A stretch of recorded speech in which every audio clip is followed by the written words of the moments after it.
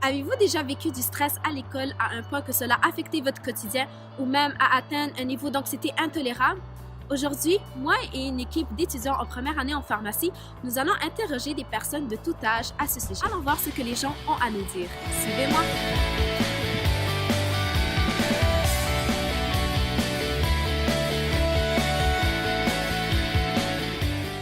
Alicia, qu'est-ce que tu veux devenir plus tard?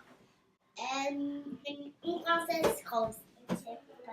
Tu sais pas? Mais ça va être long. Ça va être long? Qui te l'a dit que ça va être long? Maman. Tu veux faire quoi plus tard?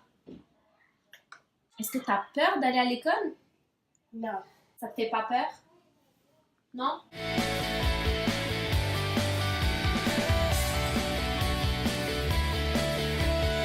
Si je te dis anxiété de performance scolaire, quelle définition te vient en tête? Je pense que c'est juste une accumulation de stress afin d'avoir des bonnes notes. J'imagine vouloir avoir des bonnes notes puis en être stressée. Moi, pour gérer mon anxiété, je chante. Je me dis que ça va bien aller, que je suis bonne, que j'ai fait de la bonne étude. Sur une échelle de 1 à 10, où tu situerais ton niveau d'anxiété? Je dirais 6. 4-5.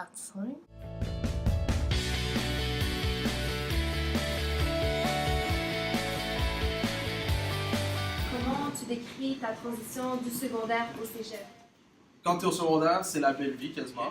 Dès que tu arrives à ta première session, tu frappes un mur et l'écart est trop grand. Si je vous dis anxiété de performance, quelle définition vous vient en tête? Je sais pas si je vais pouvoir performer assez pour atteindre mes buts. Ben, mettons, comme j'avais des matchs de baseball toute la fin de semaine, puis le lundi j'avais un gros examen, là ça me stressait.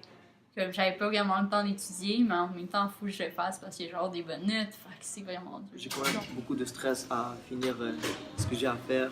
Et quand on a plusieurs projets, surtout une session, et en fait session, on se retrouve avec plusieurs projets, plusieurs examens. Je m'étais créé une sorte de routine dans ma semaine pour essayer de toujours arriver à temps dans toutes mes choses. 4 sur 10. Peut-être à 6. Donne une note de passage, 6.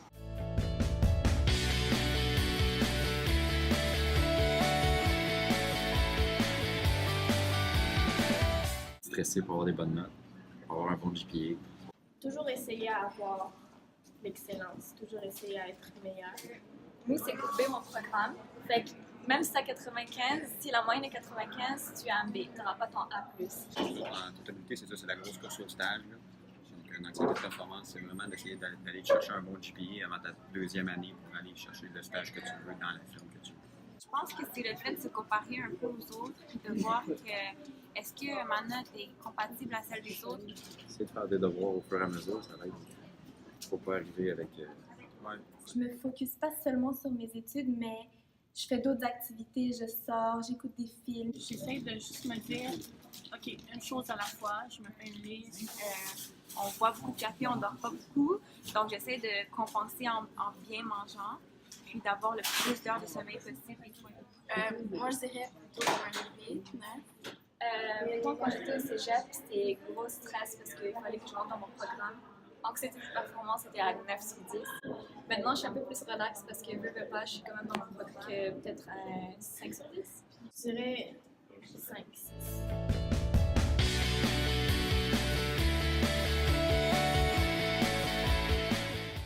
C'est être inquiète de ne pas pouvoir réussir, vouloir performer quand tu es perfectionniste, ben c'est peut-être pire encore un peu parce que tu vas être sûr de donner tout le maximum que tu as. La définition, c'est les gens qui sont angoissés par leur performance puis ils veulent réussir à tout prix. On veut toujours être meilleur que tout le monde. C'était les examens oraux. Il y a beaucoup de pression, puis il y a beaucoup de choses en même temps qui surviennent, puis il y a beaucoup de choses qu'on ne peut pas contrôler. Les études se sont bien passées parce que nous, c'était avec l'école des infirmières qui était directement à l'hôpital. Alors, c'était différent de maintenant, donc c'était moins stressant, mais on pratiquait en même temps. Il n'y avait pas de cote dans ce temps-là, en tout cas, là, on n'avait pas besoin de ça. Avez-vous remarqué que l'anxiété de performance des personnes dans la vidéo semblait augmenter avec les années d'études? Vous vous demandez peut-être pourquoi. La société de performance dans laquelle nous vivons met l'accent sur l'excellence des parcours des gens. La cote de rendement, les admissions au programme postsecondaire, la course au stage et les programmes contingentés sont tous des facteurs qui peuvent jouer sur les niveaux de stress des étudiants et qui ressortent dans les témoignages et la littérature. Par contre, gardez en tête qu'il peut en exister plusieurs autres. Mais qu'est-ce que l'anxiété de performance? Elle est caractérisée par des sentiments de stress prolongé, de peur d'être jugé ou de crainte face à l'échec qui peuvent mener à des symptômes physiques et mentaux pouvant nuire à notre fonctionnement. Il existe toutefois plusieurs techniques qui peuvent aider à diminuer ces symptômes. Le plus important, c'est de trouver une façon de les intégrer dans votre routine quotidienne. En voici quelques exemples.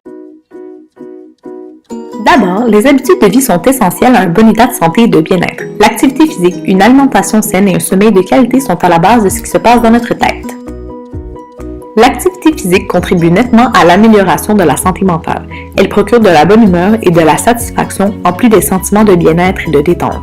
Elle nous permet aussi de penser à autre chose et c'est un outil efficace pour gérer son stress ou son anxiété. Bien sûr, il ne faut pas devenir un athlète olympique. Il s'agit simplement de pratiquer de l'activité physique régulièrement et à long terme, 30 minutes par jour ou plusieurs fois par semaine. Ce peut être de la marche, un sport, un entraînement ou n'importe quelle activité à intensité modérée. L'important, c'est de pratiquer celle qu'on aime et de l'intégrer dans sa routine de la semaine à un moment qui nous convient. Effet positif sur l'anxiété garanti. L'alimentation est un autre aspect des habitudes de vie qui joue un rôle dans notre santé mentale. Une alimentation composée majoritairement d'aliments transformés ou riches en sucre, en gras et en sel est plus hautement associée à un état anxieux qu'une alimentation saine.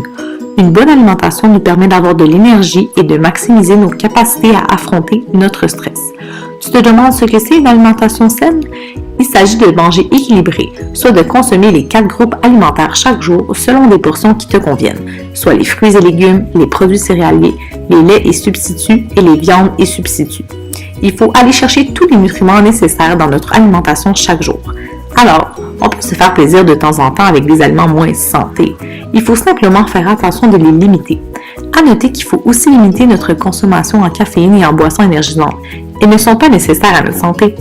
Aussi, il ne faut pas oublier de boire suffisamment d'eau chaque jour. C'est très important pour notre corps de rester hydraté. Pour avoir une idée d'une alimentation équilibrée, vous pouvez consulter le guide alimentaire canadien qui décrit les aliments et les portions en fonction de l'âge et du sexe. Finalement, le sommeil est un élément clé d'une vie équilibrée. Un bon sommeil nous permet d'avoir un bon niveau d'énergie et d'être plus apte à gérer nos émotions et à affronter notre stress et notre anxiété. Il faut s'assurer de dormir suffisamment. Un aspect important est d'avoir un cycle de sommeil régulier, c'est-à-dire essayer d'aller au lit et de se réveiller à des heures similaires chaque jour.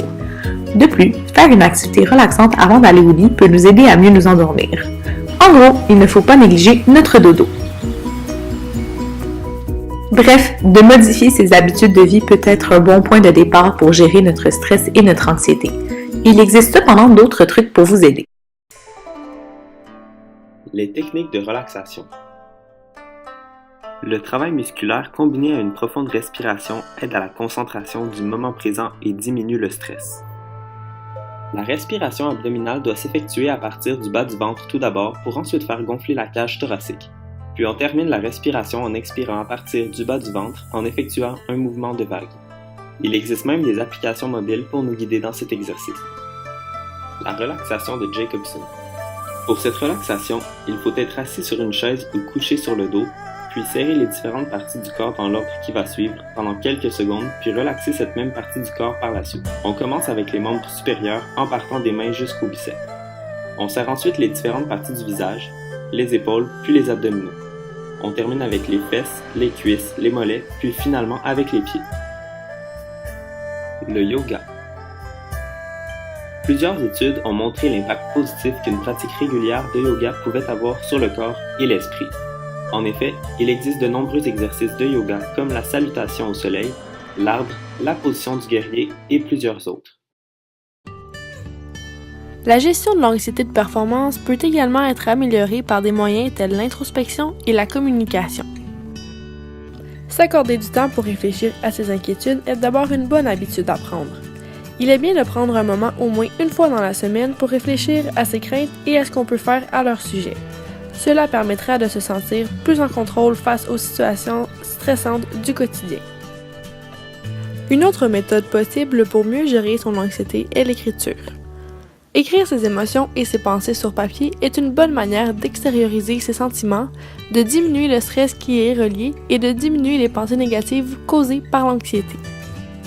Finalement, l'expression de ses sentiments à un proche ou à un ami en qui on a confiance est aussi une méthode de diminuer le stress. Avoir un réseau de soutien fiable et compréhensif est indispensable pour faire face aux situations difficiles et éviter les risques d'isolement. Il est très essentiel de se faire plaisir avec les loisirs de notre choix. Choisissez parmi ceux qui vous passionnent, vous amusent. Les effets bénéfiques physiologiques, psychologiques et physiques vous aideront à mieux vous sentir. Les options sont nombreuses et diversifiées. Dessiner les mandalas, les colorier. Jouer à une belle partie de tic-tac-toe avec son ami. Écouter de la musique, danser ou lire son livre préféré. Les jeux en groupe peuvent être vraiment amusants. Et ça fait du bien de sortir prendre l'air et discuter avec ses amis.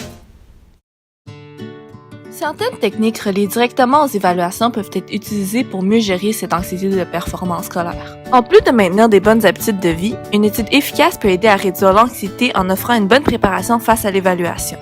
Une bonne étude consiste à distribuer son étude sur quelques jours. Une méthode de dernière minute peut résulter en un manque de temps et ainsi augmenter l'anxiété. Avant l'examen, il peut être intéressant de vérifier les informations concernant celui-ci. Prendre connaissance de l'heure, l'endroit ainsi que le format peuvent aider à réduire un certain stress. De plus, il est important de dormir tôt afin de pouvoir bien se concentrer lors de l'examen. Le jour même, une bonne préparation permet de réduire toute source de stress possible, telle que s'habiller de manière confortable ou bien partir d'avance afin de prévenir tout imprévu de transport. De plus, il est important d'adopter une bonne attitude avant de faire l'évaluation en se disant de faire du mieux que l'on peut au lieu de vouloir atteindre la perfection. S'encourager avant peut simplement vous mettre en confiance pour les questions de l'examen. Au cours de l'examen, plusieurs trucs existent mais il s'agit de choisir celle adaptée pour vous.